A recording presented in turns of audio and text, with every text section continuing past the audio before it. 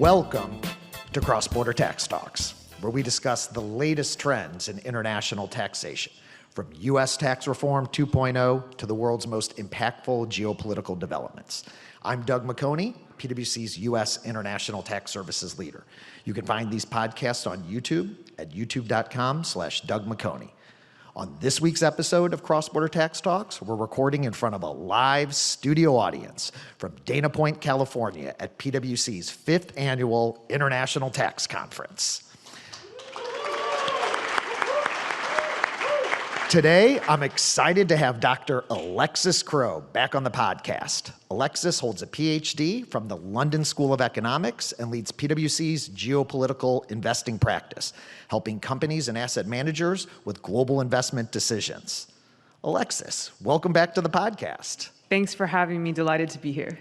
So Alexis, you were one of the few people who had more frequent flyer miles than me before the start of the pandemic over 2 years ago. I've got my first international trip in a few weeks. Are you making the rounds internationally again, and how's that been going? Thanks so much. I actually had a glorious trip to Paris a week before last, and it was fantastic to be back in person. Definitely stringent entry requirements and getting pumped up with the third vaccine, but other than that, I'm ready to go. Nice. I'm a little stressed about the whole getting in, getting out, coming back in, but I'm certainly really enjoying being able to get in front of everybody, particularly at this conference and just in general as we slowly start to get back to normal. It's fantastic. So let's jump into the material because there is no shortage of things to talk about from a geopolitical and economic perspective. What we're going to do today is we're going to spend some time talking about the macroeconomic trends, a brief tour around the geopolitical world, and finally get your thoughts on how specific sectors are impacted by today's global economic changes. So let's start with the macroeconomic trends. In a recent study you published looking out for 2022, and a lot has changed even since you published that, you first focus on trends in capital expenditures. What's going on there, and why was that your starting point? Thanks so much, Doug. So firstly, we were looking at what is the trajectory of economic growth, what's really driving economic growth. And one key trend that we highlight is the fact that financial markets have been completely moving out of sync with economic reality. That was something that we experienced throughout the trade war. It's something that we experienced at the start of COVID.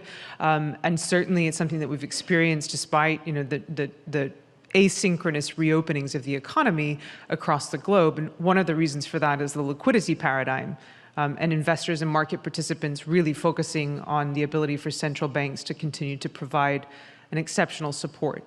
And now what we face is this question of beneath financial markets and the financialization of our economy, what is the key driver of economic growth? And prior to the experience of the pandemic, what we noted was that the bulk of the employment gains and job gains and wage gains across the board for emerging market and developing economies as well as advanced economies was in services. So that's the high-end blue-collar, high-end white-collar business and professional services, such as everyone in this room, and then blue-end leisure and hospitality collar services as well. And this was very much the case across jurisdictions. When we entered into COVID and households were not only relegated to work from home, but to shop from home, to entertain and watch from home, to school from home, all of a sudden the consumption and the production of goods took precedence over the production of services. And a lot of those contact-intensive services, of course, became muted as people refrained from those type of economic interactions. So what we started at the beginning of this calendar year was to say, well, what will continue to drive the bulk of economic activity going forward? And certainly one thing that we've identified is capital expenditure and companies investing in different types of capital stock across the board, be it in enhancing cyber and cyber defense and cybersecurity with more of the remote working, be it, I would even say, a duplicated form of capital expenditure where in an elevated commodity price environment, you're investing more just to be able to keep products and inputs in stock and on demand, be it in new real estate opportunities, new office de-densification in terms of office. So that's certainly also been a key driving force of the economic momentum in the year to date. So there's a lot of discussion as a follow-on to that with respect to inflation and the inflationary environment that we're in. How does that factor in, particularly as we think about spending both on capital expenditures as well as consumer spending on services and other goods? I will just point out that in our environment where people are completely inundated with information and headlines, that we often tend to think in binary and very extreme terms.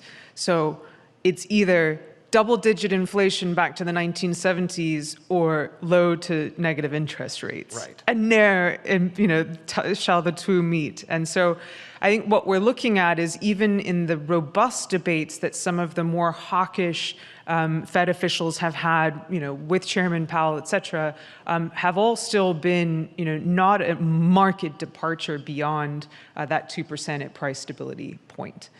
So that's, I think, the first important thing to point out. The second is, again, just to take a pause and take a step back. This is something I help our executives to do, is to break down the difference between headline inflation, producer price input inflation, core inflation, wage and asset price. So the Fed's preferred measure, and then other central banks around the world preferred measure, is generally on a core, so you strip out the volatile food and energy prices, which is something that we're witnessing at the moment, and why that's helpful to take that out.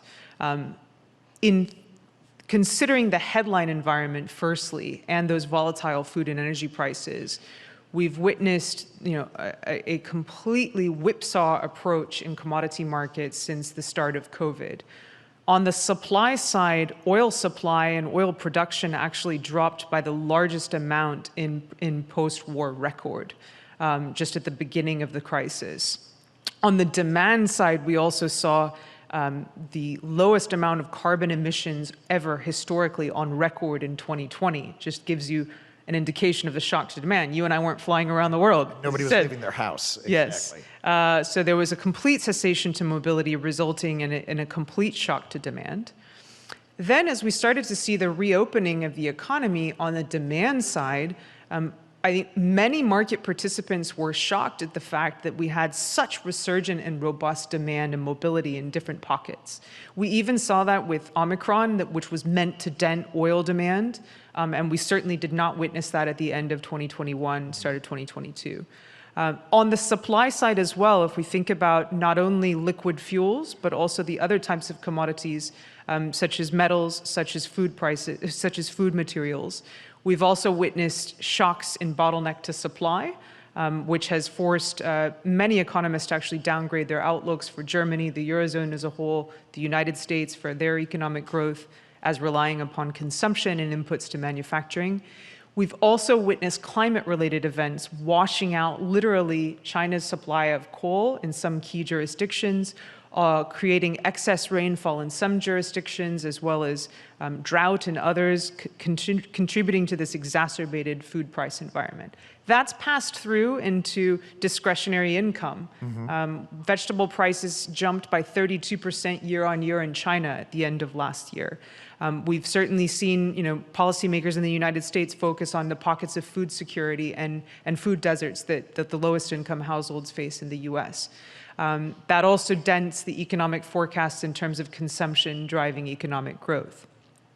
On a separate but related note, we also have housing market inflation, which has been driven by a number of different factors here in the United States, as well as other advanced economies. And we continue to witness that on the asset price side. So that's something important to point out.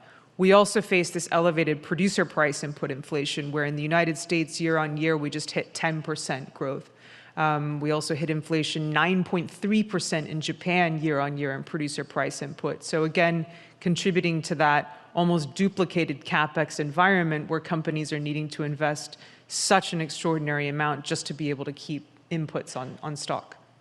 So how do you think that will impact consumer spending, whether it's on the services side, on the product side, and particularly with the raising rate environment? You mentioned that the U.S., and Chairman Powell has mentioned that they plan to, I think, raise rates for the next 6 cycles, I think is what they said. How do those relate, and how do you see it potentially impacting a number of the companies in this room?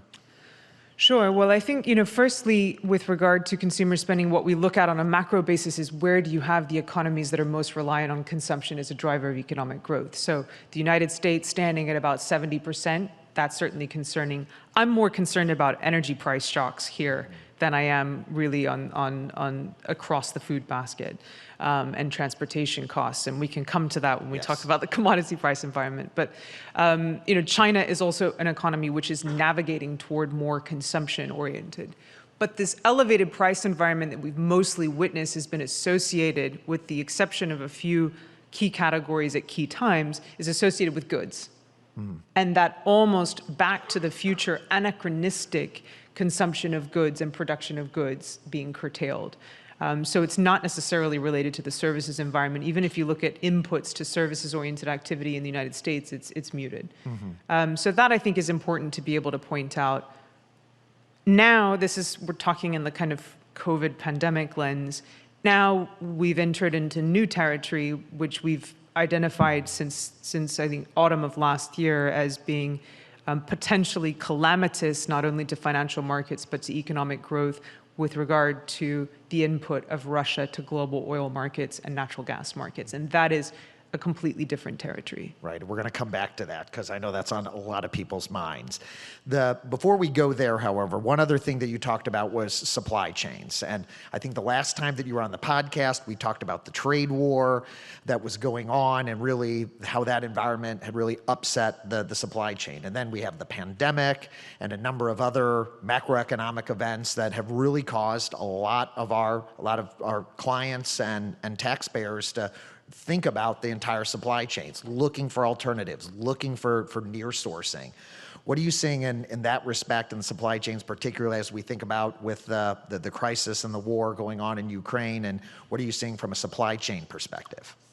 So I suppose when we last met here 3 years ago, 2019, we were still reflecting on the trade war, which for many of us observers would have said, we missed the old trade war days. Those were so simple compared to what we face today.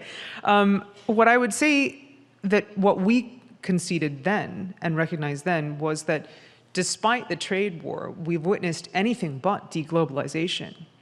Two-way trade in goods between the United States and China hitting a record high throughout the pandemic situation. United States hitting record trade deficits on our import dependency of things such as laptops and working from home, medical equipment, textiles, inputs, et cetera. Everything we ordered online while we were stuck at home waiting for it to come in that magic box. Exactly, right? Like summer camp. Right. And that obviously has had an upside impact on China's whole economic activity and economic growth trajectory, as well as pockets of developing Asia. So what we've witnessed is anything but, I would say, an end to globalization. On the supply chain side, what we had witnessed then was moving from that just in time to just in case. So potentially duplicating or fragmenting and diversifying your supply chain activity. So not relying on one particular input of a chemical to go into a paint from a province in China, but also looking to Vietnam to be part of that supply chain activity. And that, again, is not just pandemic related, that's also weather and climate related events where we have just increasing amount of severity of storms and natural disasters, which we continue to witness. I would say that then enter the pandemic, and what many advanced economies such as France, such as the US, such as Japan woke up and witnessed was we had a critical shortage of pharmaceutical material, medical supply, respirators, et cetera. So, and in the case of the UK, there was a big focus on the fact that there was a lot of import dependency on critical agricultural products. So let's onshore some of this. Was the phrase du jour of many politicians, to be able to critically onshore these critical materials, as well as things like semiconductors. And now we enter this new phase where the energy supply and our global energy interdependence has been clearly revealed and forced a dose of humility upon politicians, companies, policymakers, investors, et cetera. So I would have said that prior to this, the Russia-Ukraine conflict, what we faced was, again, fragmentation as opposed to wholesale localization, often with regard to cost. Even in the case of, let's say, Japan, where you had the previous administration, the Suga team, as well as Kishida's team, focusing on generating onshoring semiconductor activity so that OEMs wouldn't go without semiconductor chips. You're still relying on foreign companies to help you do that. So even if you're not necessarily moving the goods, it's moving the human capital, the R&D, and the talent as well.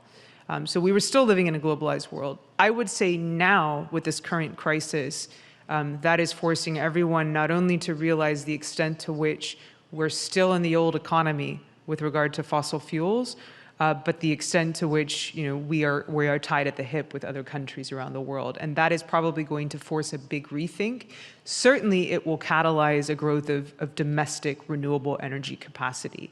And we were already there with the commitments to build back better and build back greener. And I think that will clearly be exacerbated in light of the current conflict. Right. I think that everyone in this room is excited that, as I think you predicted on one of the prior podcasts, that globalization is not dead. I think that as tax professionals, I like the way you describe kind of going from just in time to just in case. That creates challenges for us as tax professionals because we build structures, that where we've got certainty with respect to how we may supply goods. And then as we think from just in time to just in case, that can obviously throw a wrench in from a tax perspective. Every time you're sourcing in a different country, every time something's crossing a different border, there are obviously tax implications. And so I think it's required us as tax professionals to even be closer to the business people and really understand what those just in case steps. And I certainly have seen that in my practice, and I know a number of our participants here have been really kind of scurrying to keep up with the business to find those other opportunities.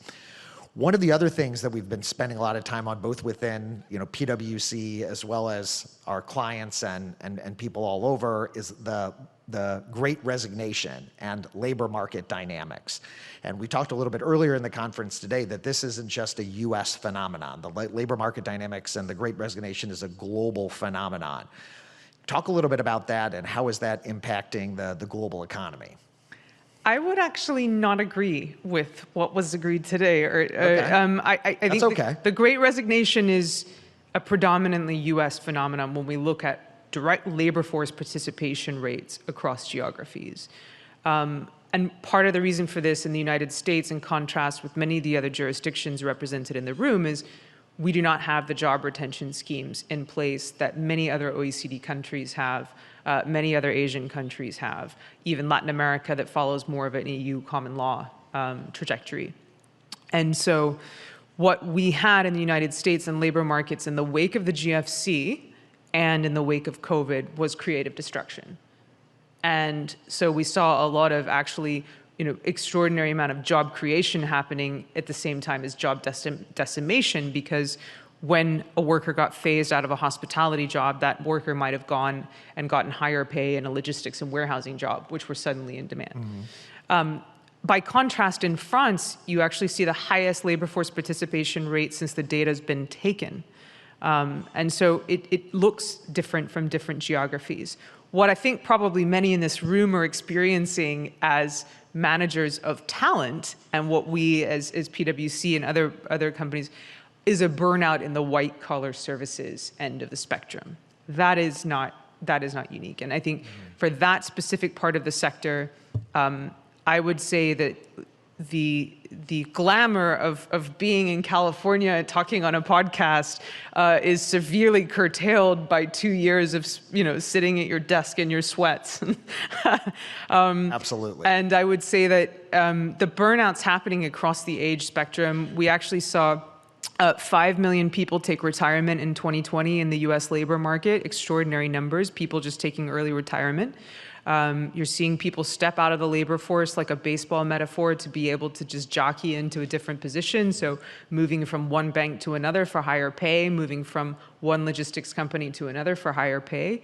And I think what we've also witnessed is, although you've seen in the US labor market low interest rates, making housing affordable as a purchase for millennials who had been priced out of the market, what you've also seen is some younger generations saying, I don't have to pay rent in New York or San Francisco, I can sit at home with my parents.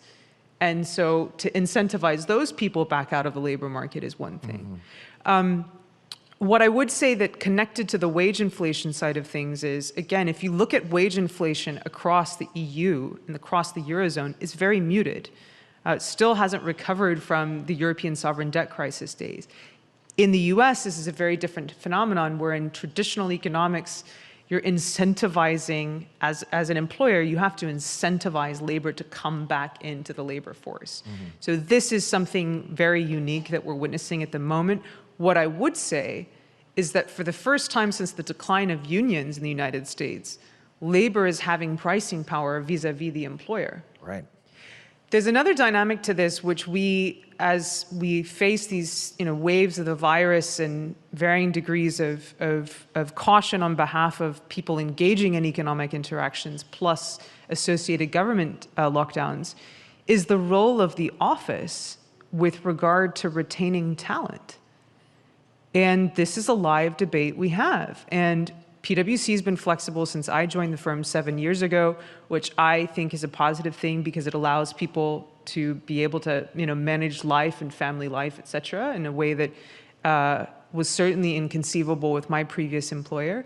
But what I would say is that there's a degree of this where then people, if are 100% remote, don't feel plugged into an environment. And so I think there's an ideal balance to be struck here and harmony to be struck here between productivity, happiness, balance, flexibility that is not being struck at the moment. Right, and that's a real challenge, particularly in a technical field like international tax, where a lot of the learning that when I was growing up that took place was those kind of water cooler, if you will, conversations, the conversation after the client call, the conversation after the meeting. And I know that many of our clients are also challenged with that. How do we continue to create that connectivity and the development from a technical perspective as well as some of those soft skills when everybody's just sitting in front of their computer? And I think it's been a challenge for a lot of us to actually get people back in the office and figure out where that balance is. There's something else I would want to add there too, which is that prior to COVID, everyone was talking about automation and robots coming for our jobs. And that was the kind of, when I gave a dinner speech and executives had had too much wine, and that was when people would start to really be concerned about the future of their children. And that was the predominant concern. Now we're in a whole different world. Right. But what I would say is, in the environment in which, particularly in the tax industry, in the environment in which we continue to disrupt ourselves with the application of technology, and we continue to replace skills by investing, or tasks, by investing in technology, it's those soft skills and the human relationships and the ingenuity and the creativity that comes from collaboration and being in person together that cannot be automated or replicated. Right.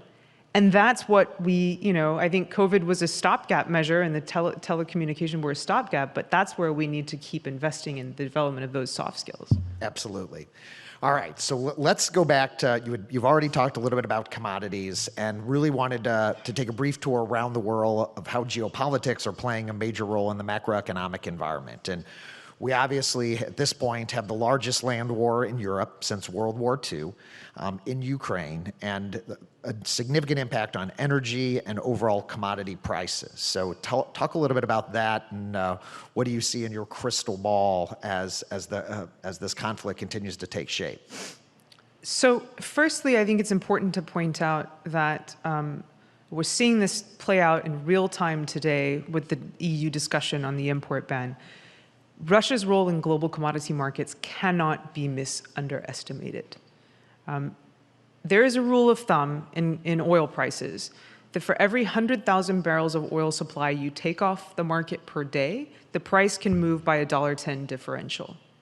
So if you consider that pre-COVID numbers were at about 100 million barrels a day of consumption on a global basis of oil, Russia provides in the order of 9 to 11% of that daily consumption. So you can see that we came into this crisis in an elevated environment, how quickly that price can move up. So that's on the oil side. Also is home to the world's largest reserves of nat gas. We obviously see this. And I would say that Russia had been offering preferential terms that were well received by a lot of the main importers, including the Eurozone.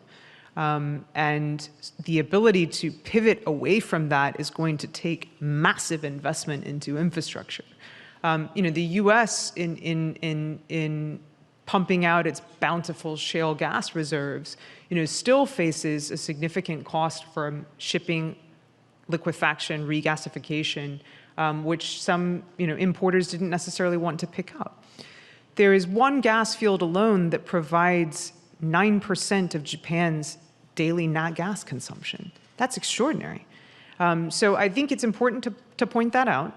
I think we were not humble enough to recognize that prior to this crisis, nor were we humble enough to realize that even in this environment of growing renewable energy capacity, that we still remain on oil as a use of transport, and we still remain on nat gas as a use of power generation. Such that even in an elevated commodity price environment, Japan's imports of coal have nearly trebled within the last year. The United States and Germany posted their major coal power increase for power generation since 2014 here in the US as well. So humility is required, certainly, I would say. Also, just on a regional basis, what I would say the diagnosis is, to say that we're in a new Cold War is very elementary and misleading. We are in a fragmented world. And I heard someone whispering that they were very depressed about some of the earlier conversations, so I'm not going to leave us in the depressing fragmented. But if you look at a map of the UNGA vote on Ukraine, it shows a very divided and fragmented world. And there are different camps. There are winners and losers from this elevated commodity price environment. Certainly, the GCC energy exporting countries within the Middle East have been in a pole position to be able to benefit from this. We've seen this with some of the cementing of Qatar now cementing a long-term nat gas supply contract with Germany. Emir Tamim actually coming to the White House to meet with Biden to talk about energy supply, also cementing contracts with China.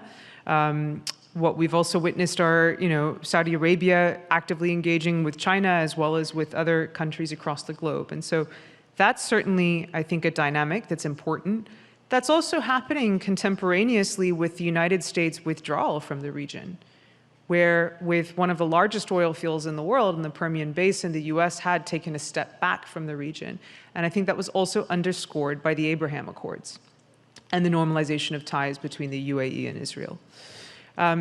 So we're in this environment of frothy commodity markets. There are, again, winners from a current account basis. Brazil comes to mind, Colombia comes to mind, where some of the commodity exporters have been benefiting from this. Not only thinking about liquid fuels, but other countries that provide part of the global wheat basket as well. But in a country such as Brazil, unfortunately, the country's had to fight and contend with the pass-through of headline inflation into core inflation. So hasn't necessarily enjoyed the same windfall as others. And then looking across developing Asia, this is where you have to say the price takers and the price makers look very different with regard to how much of an import dependency there is to be able to meet primary energy demand. For Japan, that number is 94%. For India, that number is 85%. Countries such as Indonesia and Vietnam might look slightly different with their own commodity price environment. So I would say going forward, what this means to be able to interact in this fragmented world is that things look slightly more nuanced than just one camp or the other. Mm-hmm. There's another question that we would have talked about prior to this conflict too, which is how to navigate the US-China relationship as well. And how that unfolds in the midst of this crisis is certainly something to watch. Well, let's go there to the U.S. and China. What do you see now, particularly with the dynamics with Russia, and how that could potentially be changing in the short to mid-term? So we've watched the extent to which some of the energy exporters, as I mentioned, have been investing potentially in multi-billion-dollar refineries across Asia. So talking about the United States withdrawing from the Middle East, Asia has been stepping in, and particularly looking to rich income and emerging income Asia. South Korea, for example, Japan, and China. What I would say is that when you think about the movement of goods, of which resources is a good, I would say that here there can be some emotion, but it's not necessarily a very emotional topic with the United States. Really, the focus here is on technology and trade and technology, and the potential for two different technological systems to emerge between a China camp and a US camp. And that, I think, is something that will underpin the current crisis and outlive this current crisis that we're facing in commodity price environments. And that this is simply rooted in the differing understanding of the relationship between technology and national security between Beijing and Washington. And that's something that I think executives have to have a handle on. Yeah, one of the other things that we talked about in anticipation of this podcast was the fragmentation from a political perspective that we see throughout the world. And obviously, we see this a lot here in the U.S., but it is certainly not unique in the U.S. And maybe bring in from a tax perspective, right? We've seen the exorbitant spending across the globe to manage through the financial crisis as a result of the pandemic. What is the interplay between the conservative politicians, the ability to be able to try to reduce taxes, but yet still now, because of all the pandemic spending, what do you see in your crystal ball related to some of those trends? So the fragmentation we speak of is very much, I think, on a regional basis and a global basis. We see deepening polarization on a domestic political basis. And obviously, this is a trend that was extant since Brexit, and we've faced it ever since. What's interesting to note, what you're highlighting is, one, I think, is the relationship as tax professionals to think about the relationship between low taxation conservative politics and to think about the relationship between the green energy transition and conservative politics. Because these are both being disrupted and that traditional relationships are being unwound.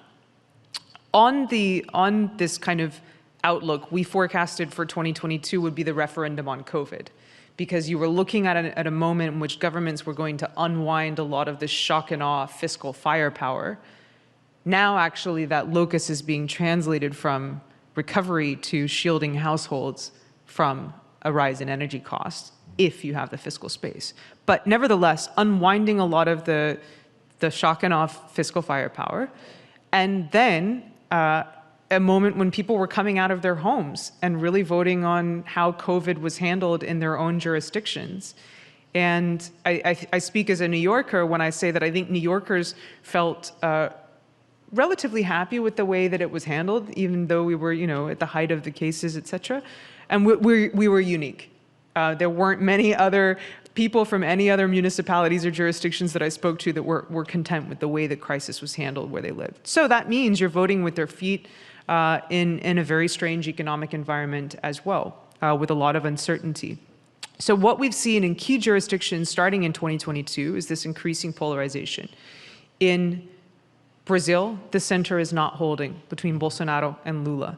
In South Korea, there is now a meme that the new the new president is now K-Trump. So there is, a deepening element of conservatism here. What I think is important to call into question is, in the world in which we've unleashed this fiscal firepower, can we afford to have this environment of lower taxation? And we've seen that relationship be disrupted with Boris Johnson and how unhappy the conservative establishment has been there when he stepped in and said, we have to raise taxes. So I think that is going to be a question that's forced on many, particularly as we look at the other demographic forces such as aging demographies, Social Security, pension gaps, et cetera. I think those will continue to come into question, as well as taxation on the energy transition. That's another thing that I would also highlight is something just to be on your dashboard is the relationship between the rise of the right and the environment. Because particularly in the US, there was always this relationship that was a liberal thing, that was a Democrat thing. And I think that's also going to change the more and more younger generations are focused on ESG. Yeah, and on the taxation point, we've spent a lot of time on the cross-border tax talks talking about the OECD's proposals, specifically Pillar 1, Pillar 2, but I think absolutely we're seeing a global trend of increased corporate taxation. Now, how that actually gets effectuated, what jurisdictions implement it, still a lot of open questions, but can certainly see that as a potential funding mechanism as governments are looking to raise revenue. So let's turn to some sectors and maybe want to kind of fire away and maybe just get a couple of sentences from you that we have a number of sectors represented at our International Tax Conference here today. Maybe we'll start and let's start with ESG because that's obviously been hot. I'm not sure that's officially a sector more than a topic, but let's start with ESG. What are some of the trends that you're seeing in that respect? What I would say is typically from a taxation and reporting standpoint, I think that the role of tax to play in the environmental component of this cannot be underestimated. The extent to which, companies and represented by executives such as yourselves will be able to use tax credits. I think that's a very clear dynamic. The extent to which governments will use fiscal policy to affect structural change, to be able to move toward net zero commitments, is absolutely clear. That's much more easily codified than the other two components, the S and the G, which are a little more wobbly to be able to report on. Here, I'm interested in thinking about the S component and investing in skills, where traditionally, and J.K. Galbraith writes about this, traditionally education has been viewed as a public outlay, as a public good, and therefore not something that companies should be investing in or private investment should be directed toward. Yes, you're investing in your private schools for your kids, but it's not necessarily something you would think of. But I think increasingly, particularly in this environment where you're needing to incentivize labor across the labor market, is the ability for an employer to invest in continuing to upskill their people. And there's open talk, and has been open talk in the United States over the last few years about starting to use tax credits to support human capital investment. And that, I think, is a critical dynamic going forward, also when it comes and ties back to the reporting on the S part of that ESG.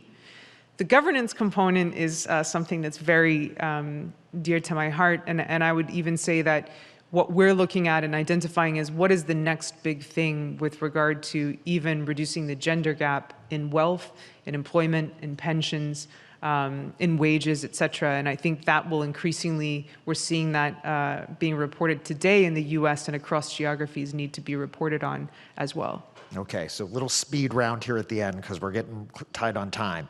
The energy sector. Well, we're seeing a lot of money chase commodities, such that some investment banks have talked about the revenge of the old economy, that we were chronically underinvested in some of these. I would just also point out some of the guidance has been to buy lithium on dips, because you're also looking at the inputs across the new energy spectrum, which are obviously going to remain volatile but elevated. I would also say that from the taxation standpoint, there's an interesting point even prior to this conflict, which was a lot of, I call them the green ninjas. The green ninjas were saying that the energy companies should be taxed in this elevated commodity price environment. But I think there's guidance to be able to say you can channel those excess profits into investing in the energy transition. So I would definitely be long on energy. All right, technology. So it's interesting. Tech manufacturing enjoyed a super 2020, 2021 amidst this elevated chip crunch environment that we faced as well. Tech services are a little bit more of a question mark. Obviously, here in the U.S., things looking good. China investors have pulled out slightly for different dynamics there. All right, and last and probably near and dear to my heart, where I've spent a lot of time, consumer markets. So consumer markets, I think what we've certainly seen is finally some of the producers of main even household goods finally passing on that cost increase and the price increase to the consumer. Whereas consumer market companies had hitherto not regained pricing power over the consumer in the years since the GFC, we certainly started to see those cost increases be implemented. That was even prior to this, that was, I think, a driving factor to the inflationary environment in which we occupy today. I would also help consumer companies to start to think about when we repivot away from, the adrenaline of opening the box at home from the goods. When we come back into the services-oriented environment, how are consumer companies offering the service consumption opportunities as well? Well, Alexis, we're going to have to leave it there. So many great questions and great insights. We really appreciate your time. So thanks for tuning in to this week's episode of Cross-Border Tax Talks. Thank you, Dr. Alexis Crow, the leader of PwC's geopolitical investing practice. I'm Doug McHoney, PwC's International Tax Services leader. Stay tuned in 2 weeks for another exciting edition of the Cross-Border Tax Talks podcast.